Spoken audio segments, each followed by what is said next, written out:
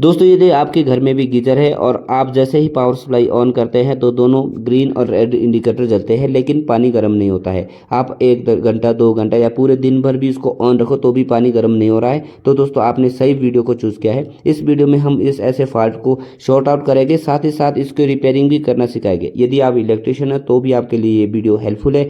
यदि आप इलेक्ट्रिशियन नहीं है तो भी आप इसको वीडियो को के जरिए आसानी से जो है इसको शॉर्ट आउट कर सकते हैं, इस फॉल्ट को सॉल्व कर सकते हैं और आपका पानी गर्म होना शुरू कर देगा। तो सबसे पहले आपने क्या करना है कि जो गीजर है, गीजर के बॉटम में निचले साइड एक कैप होती लगी हुई है जिसके अंदर सारी वायरिंग होती है, ऑटो कट होता है, इंडिकेटर होता है, उसमें एक कैप होती लगी है। इस कैप को निकालने के लिए सबसे पहले बॉटम के साइड दोनों स्क्रू होते लगे हुए, स्क्रू को खोल देना है। स्क्रू को खोलने के बाद साइड में इसमें लॉक होते लगे हुए, इनकेस ऑफ अगर स्क्रू गुम हो जाए तो भी ये प्रोटेक्ट रहता है, ये इसको होल्ड करने का काम होता है। सबसे पहले हमने होल्डिंग लॉक को खोल देना है। होल्डिंग लॉक को खोलने के बाद जैसे हम इसको बाहर निकालेंगे, बाहर निकालने के बाद आप देखोगे इसके अंदर सारी वायरिंग, ऑटो कट, थर्मिस्टर वगैरह आपको दिख जाएगा। सबसे पहले आपने रीसेट का बटन होगा, एक रीसेट का बटन दबाना है।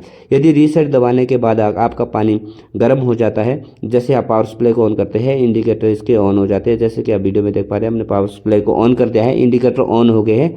यदि पानी गर्म हो जाता है तो आपका फॉल्ट शॉर्ट आउट हो गया। यदि नहीं तो आपने टेस्ट पेन, सीरीज टेस्टिंग या कुछ भी लेके उसकी टेस्टिंग करनी है। हमारे पास मल्टीमीटर है, हम मल्टीमीटर के जरिए इसकी टेस्टिंग करेंगे। सबसे पहले हमें मल्टीमीटर को कंटिन्यूटी में सेट करना है।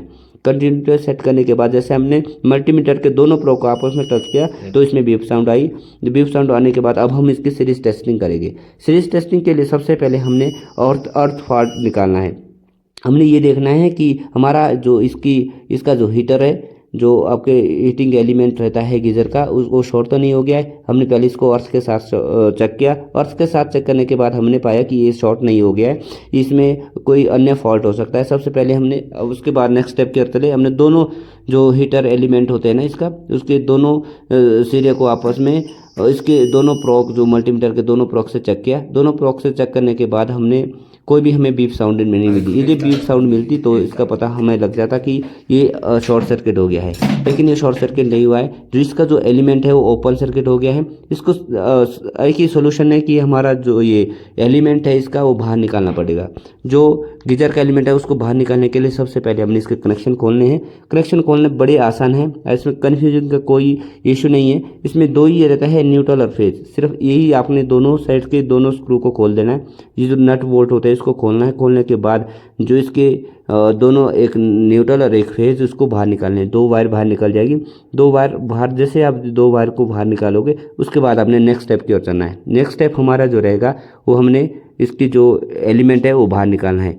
एलिमेंट बाहर निकालने के लिए सबसे पहले हमने क्या करना है, इसके अंदर जैसे आप देख पा रहे हो तीनों साइड के इसके नट बोल्ट है, तो इसको आप चाहे तो प्लास की सहायता से खोल सकते हो, क्योंकि आसानी रहेगी। प्लास की चाबी वहाँ पे नहीं पहुँच पाएगी, प्लास की सहायता से भी आप खोल सकते हैं। हमने 1 बाय 1 खोल दिया, जैसे एक खोल दिया है उसके बाद दूसरा भी इसी तरह से खोल जाएगा।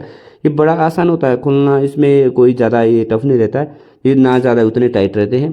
तो दोस्तों जैसे आप देख पा रहे हो वीडियो में हमने तीनों इसके नट को खोल दिया है। तीनों नट को खोलने के बाद आपने एक स्क्रू ड्राइवर लेना है, पेंचकस लेना है। पेंचकस लेने के बाद जो हमारा एलिमेंट होता है इसका, इसके चारों साइड हल्के से आपने बाहर के साइड पुश करने की कोशिश करनी है, क्योंकि ये वॉशर के थ्रू बिल्कुल टाइट होता है। ऊपर से क्योंकि नट भी हमने टाइट किया था इसमें, तो इसके तरह चिपका होता है, बाहर आ जाएगा। जैसे आप बाहर निकालोगे तो आपने सबसे पहले दोस्तों ये ध्यान रखना है कि अगर आपने पहले गीजर ऑन किया है, उसमें गर्म पानी बचा हुआ है, तो उसको पहले उसको ड्रेन होने देना है, या अगर नहीं भी तो ठंडा पानी पहले ड्रेन होने देना है। आपने विशेष ध्यान ये रखना है कि जो इसकी जो इनपुट सप्लाई है, जो इसकी इनपुट सप्लाई उसको बंद कर देना है। जो आपका गीजर है, गीजर में जितना स्टोर पानी है वो बाहर निकल जाएगा। इसको बाहर निकालने के बाद आप जो अंदर का जो डैमेज एलिमेंट है वो बाहर निकल जाएगा। दोस्तों ये जो एलिमेंट है ये पूरी तरह से डैमेज हो चुका है। इतना डैमेज हो गया था कि अंदर से ब्लास्ट हो गया, ये ओपन सर्किट हो गया था, ये बहुत पुराना हो गया था। तो जैसे आप वीडियो में देख पा रहे हैं पूरा ग्रीन भी हो गया था। तो इसको हम आसानी से जो है हल्के से बाहर निकालना है। ध्यान इस बात का रखना है कि आपने इतने झटके से बाहर नहीं निकालना, ताकि साइड की जो वायरिंग है उसके साथ निकल जाए। आपने इस चीज़ का विशेष ध्यान रखना है। तो हमने काफ़ी कोशिश के बाद, काफ़ी मशक्क़त के बाद इसको बाहर निकाला। आप जैसे वीडियो में देख पा रही है पूरी तरह से जो ओपन सर्किट हो चुका था, इसके अंदर जो मैग्नीशियम पाउडर होता है वो पूरा बाहर निकल गया है। और दोस्तों हमारे पास एक नेक्स्ट यही ऑप्शन रहता है कि इसको रिप्लेस करना है, इसकी जगह हमें दूसरा नया लगाना पड़ेगा।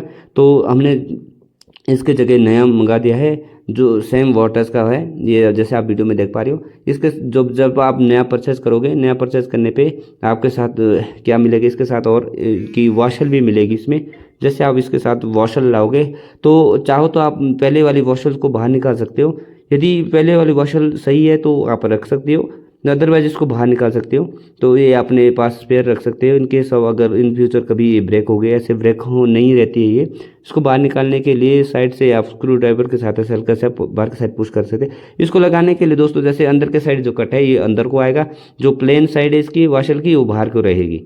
जैसे आप देख पा रही ये वाली साइड है, ये वाली अंदर को आएगी, और जो देखो जैसे आप वीडियो में देख पा रहे हो, जैसे प्लेन साइड है तो पूरा प्लेन आपको ऊपर के साइड चिपक कर रहेगा, और जो ये कर्व अंदर के साइड जिसकी कर्व करी है ये कट बाहर के साइड रहेगा, क्योंकि जैसे आप हीटर एलिमेंट जिसका रहेगा, हीटर एलिमेंट लगाओगे तो ये इसके साथ फिट हो जाएगा।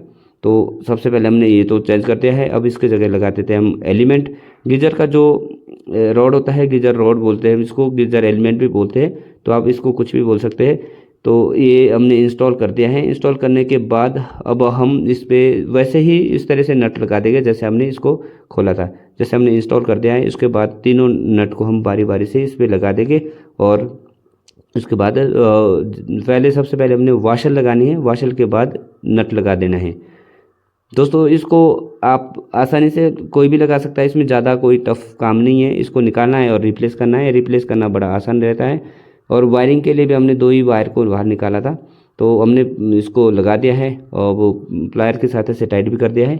अब इसकी वायरिंग लगा लेते हैं। वायरिंग के लिए हमने 2 ही खोले थे नट, तो जिसमें न्यूट्रल और फेज थी, तो वैसे ही हमने इसकी जगह न्यूट्रल की जगह न्यूट्रल और फेज की जगह फेज लगा देना है। इसको आप कैसे भी अरे परे लगा सकते हैं, इसका कोई फॉल्ट नहीं है, इसका कोई इशू नहीं है।